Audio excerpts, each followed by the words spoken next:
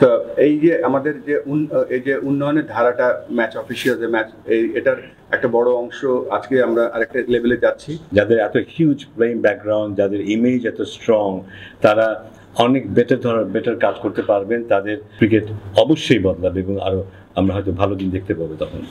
তো সবকিছু আমরা ইমপ্লিমেন্ট করবো স্লোলি। অনেক কিছু এখন চলছে, বাট ডেফিনেটলি আমরা ফাহিম ভাইয়ের সাথে আমি একমত যে কম্পিটিটিভনেস সবসময় থাকবে। হয় কি, বড় বড় চেঞ্জ আনতে গেলে একটা রিস্ক থাকে, একটা সিস্টেমের মধ্যে সবাই খেলতে থাকে। এখন পর্যন্ত আমি বিং প্রেসিডেন্ট, ফাহিম ভাই এখানে ক্রিকেট অপারেশনসের হেড আছে, কখনো আমি ইন্টারফেয়ার করিনি এখনো। এবং যা সাফল্য এসছে, সমস্ত সাফল্য খেলোয়াড়দের সাফল্য এবং কোচদের সাফল্য যারা এখানে কাজ করেছে। তবে এখানে বেশ কিছু জায়গা আছে সেখানে ফিক্স করলে হয়তো আমাদের প্লেয়াররা টিম আরো ভালো করতে পারে। প্রথমেই বলছি যে আমাদের যে আমরা একটা প্রেস কনফারেন্সে বলেছিলাম আপনাদেরকে আমরা এডুকেশন ডিপার্টমেন্ট বা এডুকেশন চালু করব এবং ক্রিকেট খেলাটা যাতে আরো পরিচ্ছন্ন হয়, ভালো করে মানুষ সবাই ক্রিকেট দেখতে পায়, ক্রিকেট শিখতে পায়। তো প্রথমে আমি ক্রেডিট দেব, প্রথম প্রোগ্রাম করছে আমাদের, ইনফ্যাক্ট প্রথম দুটো প্রোগ্রামই করেছে আমাদের আম্পায়ার্স ডিপার্টমেন্ট, যেটা মিঠু ভাই চেয়ারম্যান এবং মিঠু ভাইয়ের উদ্যোগে। একটা ছিল কয়েকদিন আগে আম্পায়ার্সদের একটা রিফ্রেশার্স কোর্স, আর আজকে হচ্ছে ম্যাচ রেফারিদের রিফ্রেশার্স কোর্স। এখানে আমাদের সবথেকে সিনিয়র ম্যাচ রেফারি এবং head of match referee's Rakibul ভাই আছেন এখানে, যিনি এই প্রোগ্রামটা রান করছে। ফাহিম ভাই সবসময় এই প্রোগ্রামগুলোতে এডুকেশন সাপোর্ট করছে। তো ভালো লাগছে যে এরকম একটা ক্রিকেটের অন্যতম সেরা স্তম্ভ, যেটা ক্রিকেট ম্যাচ রেফারিজ, এবং আপনি যে অ্যাটেন্ডেন্স দেখছেন, হাবিবুল বাশার, সুমন, আব্দুর রাজ্জাক, এদের মতন সব ক্রিকেটাররা ম্যাচ রেফারি হতে যাচ্ছে। এটা অবশ্যই বাংলাদেশ ক্রিকেটের ভালো মানের ম্যাচ রেফারি তৈরি করার সাথে সাথে ইন্টারন্যাশনালি যাতে আমাদের ম্যাচ রেফারিরা আরো ভালো করতে পারে, তার সে অলরেডি আমাদেরকে সৈকত দেখিয়ে দিয়েছে, রাহুল দেখিয়ে দিয়েছে, গাজী, সোহেল, ম্যাক, সুমন সবাই, এবং মেয়েদের মধ্যে জেসিও করছে এই কাজগুলো। তো এই যে আমাদের যে উন্নয়নের ধারাটা ম্যাচ অফিসিয়াল যে ম্যাচ এটার একটা বড় অংশ আজকে আমরা আরেকটা লেভেলে যাচ্ছি এবং দেখে ভালো লাগছে যে আমাদের সবকিছু সামনের দিকে এগিয়ে যাচ্ছে আল্লাহর রহমতে। আমি একই প্রশ্ন যদি রাখতে চাই, আপনার চোখে কেমন কিছু রিনাউন্ড ফেস রয়েছে এখানে যারা অংশ নিয়েছেন? ধন্যবাদ। এটা তো খুব আশাব্যঞ্জক যে যারা এখন পার্টিসিপেট করছে তাদের যে মান, এটা আমাদের ক্রিকেটকে একটা ডিফারেন্ট পর্যায়ে নিয়ে যাবে। কিন্তু আমরা কিন্তু গত অনেকগুলো বছরে মাঠে নিয়ন্ত্রণহীনতা দেখেছি। কিন্তু আমরা হয়তো যেটা আমরা শুনেছি ইভেনচুয়ালি যে এই রিপোর্ট হচ্ছে না, এই হচ্ছে না, সেই হচ্ছে না, কিন্তু আমরা সেই অর্থে খুব শক্তিশালী অ্যাক্টিভিটি দেখিনি যারা মাঠ নিয়ন্ত্রণ করেন তাদের কাছ থেকে। এটা হয়েছে কারণ আমাদের ম্যাচ রেফারি স্বল্পতা ছিল, হাতে গোনা কয়েকজন ছিল, এবং খুব মানসম্পন্ন যে সম্পন্ন সবাই ছিল তাও না। কিন্তু আমরা এখন আশা করছি এদের মধ্যে থেকে যাদের এত হিউজ প্লেইং ব্যাকগ্রাউন্ড, যাদের ইমেজ এত স্ট্রং, তারা অনেক বেটার কাজ করতে পারবেন। তাদের যদি সত্যিকার অর্থেই এখান থেকে বেশ কয়েকজন উঠে আসবে বলে আশা করছি। কারণ যেই ধারাবাহিকতার কথা আমাদের প্রেসিডেন্ট বললেন, অলরেডি আমরা দেখেছি আমাদের এখান থেকে চেষ্টা করলে অনেক উপরে যাওয়া সম্ভব হয়, এবং সেটা বোধহয় আমরা এখানে যাদেরকে আজকে দেখেছি তাদের মধ্যে কারো পক্ষে সম্ভব হবে। তবে আমি বলবো যে ওভারঅল ক্রিকেট কালচার পরিবর্তনের ক্ষেত্রে এই যে এক্স প্লেয়ার যারা এগিয়ে আসছেন, যারা হাই লেভেলে ক্রিকেট খেলেছেন, তাদের ভূমিকাটা খুব গুরুত্বপূর্ণ হবে।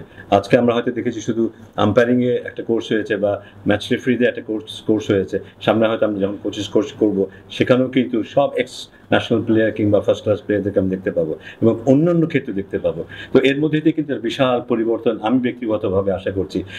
যারা ক্রিকেট খেলেছে এবং ওই পর্যায়ে ক্রিকেট খেলেছে, ক্রিকেট যারা ভিন্নভাবে ধারণ করে, তারা যখন ক্রিকেট পরিচালনায় ক্রিকেটের দায়িত্বে আসবে, ক্রিকেট অবশ্যই বদলাবে এবং আরো আমরা হয়তো ভালো দিন দেখতে পাবো তখন। মাহমুদুল্লাহ রিয়াদকে নাকি একটা প্রস্তাব দেওয়া হয়েছিল বিসিবির পক্ষ থেকে, এবং সেটা তিনি অ্যাকসেপ্ট করেননি। আসলে এরকম কোনো বিষয় ছিল? আসলে উনি অ্যাকসেপ্ট করেন না। তার কথা হচ্ছে যে আমি আরো কয়দিন খেলবো, তারপরে ও আরো কয়দিন লোকাল লিগ খেলতে চাই। তো আমার সাথে নিজে কথা হয়েছে, লোকাল লিগ খেলার কেরিয়ার শেষ হলে স্টার্ট হবে। আর ম্যাচ রেফারি তো during playing career you cannot do it. So সেই জন্যে সেই জন্য সে আসেনি এই কোর্স। ভাই আপনি যে সৈকত ভাই রাহুল ভাই কথা বললেন, সৈকত ভাই তো এখন রেগুলার বেসিসে মানে বড় বড় সিরিজ গুলো করছে। হোয়াট অ্যাবাউট রাহুল ভাই? রাহুল ভাইকে নিয়ে আপনাদের ফার্দার পরিকল্পনাটা কি?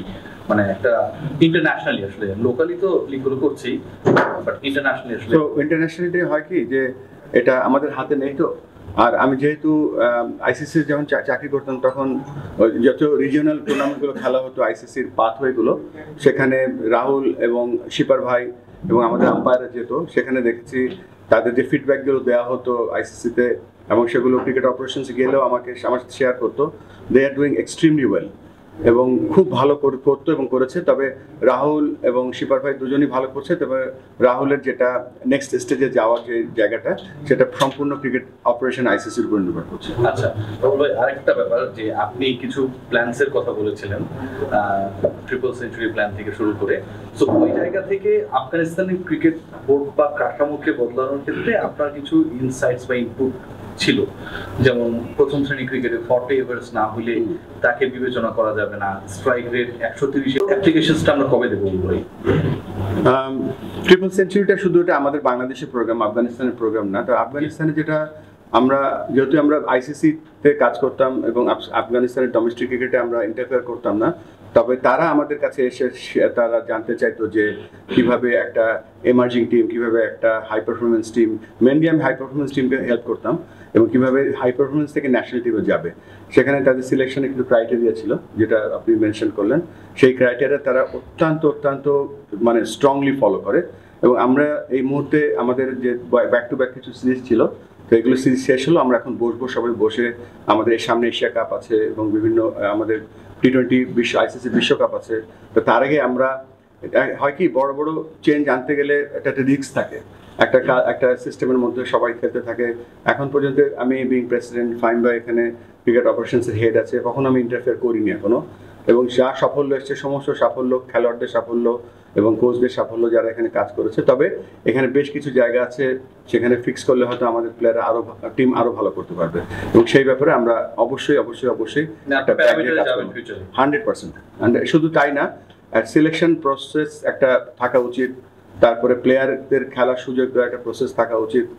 সেই প্রসেস, সেই ফ্রেমওয়ার্কের মাধ্যমেই তাদের পারফরমেন্স করতে হবে। কেননা ওইটা যদি না থাকে তাহলে we will lose our direction. আরেকটা ব্যাপার, এশিয়া কাপের ফার্স্ট ম্যাচের আগে বাংলাদেশের এই মুহূর্তের যে শিডিউলটা দেখতেছি, ইন্টারন্যাশনাল ম্যাচে প্রায় হচ্ছে 1.5 মাসের একটা ব্রেকের মতো। মানে শ্রীলঙ্কার বিপক্ষে ভালো করার পর পাকিস্তানের বিপক্ষেও বাংলাদেশ ভালো করেছে, কারণ ওই মোমেন্টামটা কিন্তু শিফট হয়েছে। তো এই যে মাঝের ব্রেকটা, এই ব্রেকটার মাঝখানে আপনারা ইন্টারন্যাশনাল কোনো ক্রিকেট রাখার চেষ্টা করবেন কিনা? কারণ এশিয়া কাপ তো একটা প্রাইডের জায়গা, প্রেস্টিজের জায়গা। বাংলাদেশ T20 ফরম্যাটের ফাইনালে খেলেছিল আমার যতদূর মনে আছে। তো এই জায়গাটা আপনারা 1.5 মাসের ব্রেকই রাখবেন নাকি আসলে খেলা রাখবেন? এটা আমি পাস করে দিচ্ছি ফাইম ভাইকে, ফাইম ভাই ভালো বলতে পারবে না। এটা নিয়ে আলাপ আলোচনা হচ্ছে, কারণ বেশিরভাগই দেশ অলরেডি তাদের প্রি স্কেডিউল প্রোগ্রাম আছে। আমাদের এখানে তো ভারতে আসার কথা ছিল, ওটার উপর কাউন্টিং অন দ্যাট যে ওটা খেলে কম্পিটিশনের সুযোগ হয়ে যায়। তো আমাদের প্রাথমিক চেষ্টা থাকবে বাইরে থেকে একটা দল নিয়ে এসে যেহেতু খেলানো। ফাইম ভাই ওই ন্যাশনাল টিমের কথা বললোই, আমি জাস্ট অ্যাড করি এখানে একটা ব্যাপার, একটা ব্রেক পাচ্ছি আমরা। যে কোনো একটা ন্যাশনাল টিম যখন খেলে তার একটা ফ্রেমওয়ার্ক থাকে। যেমন ধরেন বাংলাদেশ এখন খেলতে যাবে এশিয়া কাপ নেক্সট, অবশ্যই আমাদের ডোমেস্টিক ক্রিকেটের সাথে যেন হাই পারফরমেন্স ফ্রেমওয়ার্কটা এমন হওয়া উচিত, ডোমেস্টিক ক্রিকেটটাও T20 ক্রিকেট হতে হবে। তারপরে কার সাথে খেলছি কমপ্লিট একটা SWOT অ্যানালাইসিস যদি থাকে, ওই SWOT অ্যানালাইসিস করার পরে আমরা প্রোগ্রাম ডিজাইন করতে পারবো, ট্যাকটিক্যাল ডিজাইন করতে পারবো, টেকনিক্যাল ডিজাইন করতে পারবো। তারপরে আমরা প্রোগ্রাম কি প্র্যাকটিস করতে পারবো সেটার বেস করে আমরা করবো। তো সব কিছু আমরা ইমপ্লিমেন্ট করবো স্লোলি। অনেক কিছু এখন চলছে, বাট ডেফিনেটলি আমরা ফাইম ভাইয়ের সাথে আমি একমত যে কম্পিটিটিভনেস সবসময় থাকবে before any big events. Fine ভাই, বুলবুলের সাথে কাজ করছেন কেমন লাগছে? মানে কতটা স্বস্তি বা ফ্রিডম নিয়ে কাজ করছেন? সিরিয়াসলি, এটা সিরিয়াস কোশ্চেন। কোনো ফ্রিডম নাই, এটা সিরিয়াস কোশ্চেন। না, আমি আমার মতো করেই কাজ করছি। মাঝে মাঝে আলাপ করছি যে আমি কি হচ্ছে, কোথায় কি হচ্ছে সেটা নিয়ে আলাপ হচ্ছে, বাট ওই দিক থেকে কোনো ডাইরেকশন এখন পর্যন্ত আসেনি। যেভাবে করেন বা ওভাবে করেন, আমি ওইটা ফিল করিনি যে আমাকে কারো ডিরেকশন অনুযায়ী কাজ করতে হচ্ছে। বাট আমি নিজের থেকে মাঝে মাঝে আলাপ করছি যে ভেতরে কি হচ্ছে বা না হচ্ছে সেই সব নিয়ে আলোচনা, মাঝে মাঝে কিছু অ্যাডভাইস দরকার হলে সেটা নিচ্ছি। তো আমরা নিজে সবসময় আলাপ করি, এবং শুধু প্রেসিডেন্টের সাথে আলাপ হচ্ছে তা নয়, অন্যান্য ডিরেক্টর যারা আছে তাদের সাথে কিন্তু আলাপ করছি যে কোথায় কি হলে ভালো হয় না হয়, তারাও তাদের ফিডব্যাক দিচ্ছে। আমরা কিন্তু একটা টিম হিসেবে কাজ করছি। আমি হতে পারি অপারেশনসের চেয়ারম্যান, হয়তো বাইরে সেটাই সবাই আমাকে জানে, কিন্তু আমরা কিন্তু কাজ করছি অ্যাজ এ টিম। আমাকে কিন্তু ফিডব্যাক দেয় সবাই, যেমন দল খারাপ করে আমাকে সমালোচনা শুনতে হয় বোর্ড ডিরেক্টরদেরও, যে কোন জায়গায় আমরা ভালো করতে পারিনি। সো আমার মানে প্রেসিডেন্ট তো আছেনই, পুরো বোর্ডই কিন্তু আমার পাশেই আছে আমি বলবো। So it's a very comfortable environment. একটা ব্যাপার নিয়ে একটু ডিসকমফোর্ট আছে, সেটা হচ্ছে যে আমাদের তো প্রচুর খেলা হয়, ডোমেস্টিক লিগ গুলো হয়, ন্যাশনাল সিলেকশন প্যানেল এখন আমরা দুজনকে দেখছি। তো ওই সংখ্যাটা আসলে বাড়ানোর ব্যাপারে আপনাদের ইনিশিয়েটিভটা কি? কবে নাগাদ আমরা আরেকজনকে দেখতে পাবো বা আরো একাধিক মানুষকে দেখতে পাবো? এটা অলরেডি একটা সিদ্ধান্ত হয়ে গেছে যে আমরা আরো সিলেক্টরকে আমরা নিচ্ছি আমাদের সিনিয়র টিমের জন্য। ওখানে মহিলা উইং এর জন্য আমরা হয়তো মহিলা সিলেক্টর ইনক্লুড করব। সো এটা আমি আর আমাদের বোর্ড প্রেসিডেন্ট আমাদের দুজন বলেই আমাদের উপরেই এই দায়িত্বটা দেওয়া হয়েছে। আমরা খুব দ্রুতই হয়তো আমরা এগুলোর নামগুলি প্রকাশ করবো। আপনার নরমালি ম্যাচ রেফারি কিংবা আম্পায়ার হতে চাইতেন না, বিকজ অফ ফিনান্সিয়াল যে এটা ছিল রেমুনারেশন, সেটা খুব একটা স্মার্ট ছিল না। একটু বেড়েছে রিসেন্টলি বাইরে আসার পরে, যেটা আপনারা করেছেন। কিন্তু এটা কি স্মার্ট স্ট্যান্ডার্ড নেওয়া যায় কিনা? যেমন ফার্স্ট ক্লাস ক্রিকেটে কোনো কোচ প্লেয়ারদের সমান ম্যাচ ফিও পায় না, ম্যাচ ফি পায় না একদম আসলে। এরকম মানে এই জায়গাগুলো কি আপনারা রেকটিফাই করছেন কিনা? মিঠু ভাই যেমন একটুখানি বল প্রসেসে আছে, তারপরে আমি এই সাহস করে এগিয়ে যাওয়া, এইসব বড় বড় প্রজেক্ট ইনক্লুড করা, আমি সমস্ত ক্রিকেট কৃতিত্বটা আবারও মিঠু ভাইকে দিতে চাই। শুধু তিনি কিন্তু যুদ্ধ করে, কিন্তু কিভাবে ম্যাচ রেফারি বা আম্পায়ারদের রেনুমিনেশন বা রেসপেক্টটা কিভাবে আরো বাড়ানো যায়, এবং সেটা প্রক্রিয়াধীন আছে। এবং আমি শিওর যে এটা এমন একটা জায়গায় যাবে যেন তারা এটা পেশা হিসেবে নিতে পারে। যারা ফার্স্ট ক্লাস কোচ থাকে তাদের কোনো রেফারি নাই। সত্যি কথা বলতে কি, আমি যখন এসেছি এখানে এসে অনেক জায়গায় দেখেছি ইমপ্রুভমেন্টস এরিয়াস আছে।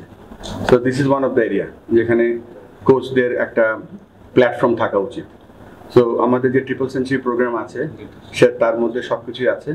আমরা স্লোলি ফার্স্ট ক্লাস ক্রিকেটার, কারণ আপনারা এটা বুঝবেন যে একটা প্লেয়ার যখন খেলতে নামে, সে যখন দেখে যে তার আম্পায়ার ফর্মার টেস্ট প্লেয়ার বা ফর্মার ফার্স্ট ক্লাস ক্রিকেটার, তার আম্পায়ারের প্রতি তার রেসপেক্টটা বেড়ে যায়, এবং আম্পায়ারকে সে তোমার সময় করবে বেশি। আবার যখন ওই দিকে তাকায় ম্যাচ রেফারি কে, যখন দেখা যায় একজন টেস্ট প্লেয়ার বা একজন ই প্লেয়ার, তখন এটা ওই গেমটাতে কন্ট্রোলটা ম্যাচ অফিসারদের প্রথমেই একটা অ্যাডভান্টেজ জায়গায় থাকে। আপনি যদি এখন আমরা যদি বিশ্ব ক্রিকেটের দিকে তাকাই, এই যারা আম্পায়ারিং করতেছেন ফরেনার্স বা জায়গায় করি, আমাদের সৈকতও কিন্তু ন্যাশনাল টিম প্লেয়ার, সবগুলোই কিন্তু টেস্ট প্লেয়ার বা first class player, if I am not wrong. আপনার যদি দেখেন একই সঙ্গে আপনি যদি ম্যাচ রেফারিগুলোকে দেখেন, সব যেন মাডোগলে বলেন, তাতে যাকেই বলবেন, all test player respected party. কেন? তো কেনর উত্তরটা হলো সোজা, যে যখন নাকি একটা আম্পায়ার একটা ম্যাচ রেফারি সেই দেশকে প্রতিনিধিত্ব করে এসছে, তখন ওই খেলোয়াড়রা তাদের প্রতি একটা কনফিডেন্স পায় এবং একটা রেসপেক্ট থাকে। তো এই জন্যই আমরাও চাচ্ছি যে আস্তে আস্তে ওই জায়গায় নিয়ে আসতে। এখন কিন্তু আমরা ম্যাচ রেফারিংয়ে পিছিয়ে আছি, আম্পায়ারিংয়ে আমরা কিন্তু মোটামুটি আগায় গেছি, আরও হয়তো আগাবো। আমাদের 5টা সৈকত দরকার, একটা সৈকত কেন? আমাদের রাহুল 2 গ্র্যাজুয়েট করে, আরও কেউ আসবে এখান থেকে। তো এই জায়গায় আর কিছু কিছু জিনিস আছে যেগুলো আইসিসি ওরা ডিরেক্টলি হ্যান্ডেল করে, যেটা প্রেসিডেন্ট সাহেব বললেন ম্যাচ রেফারির ব্যাপারটা ইটস নট ইজি। আমাদের এখানে যেরকম আমরা মনে করি অনেক কিছু, তারা অনেক কিছু সোশ্যালাইজিং স্কিল কেমন, অনুরোচি অনেক কিছু আছে। বাট আমার মনে হয় আমাদের গেটওয়েটা হয়ে গেছে, ব্রেক থ্রু হয়ে গেছে। আমাদের ডোমেস্টিক আমরা দেখি সবসময়, আমাদের ইন্টারন্যাশনাল এই কোয়ালিটি ম্যাচ রেফারি বা কোয়ালিটি ম্যাচ আম্পায়ার বা ম্যাচ অফিসিয়াল তৈরি করা হচ্ছে বা চেষ্টা করছে, দিস ইজ দি রিজন। এখানে আমাদের যে একটা বেঞ্চমার্ক, ইন্টারন্যাশনাল বেঞ্চমার্কে আমাদের যদি ম্যাচ অফিসিয়ালটা হয়, তবে অবশ্যই সেটা তারা মানবে। তবে পেছনে আজকে দেখেন, আমি একটু পেছনে গিয়ে বলি, আজকে সিসিডিএম এর সাথে প্রায় 1.5 ঘন্টা একটা মিটিং ছিল, এবং 1.5 ঘন্টার মিটিংয়ে তাদের অনেক সাফল্যের কথা শুনেছি, এবং সাফল্যে তারা বলেছে যে we are extremely supported by match আমাদের আম্পায়ার্স ডিপার্টমেন্টে যারা আছে।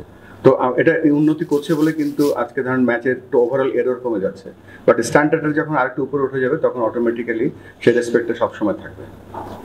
Thank you thank you.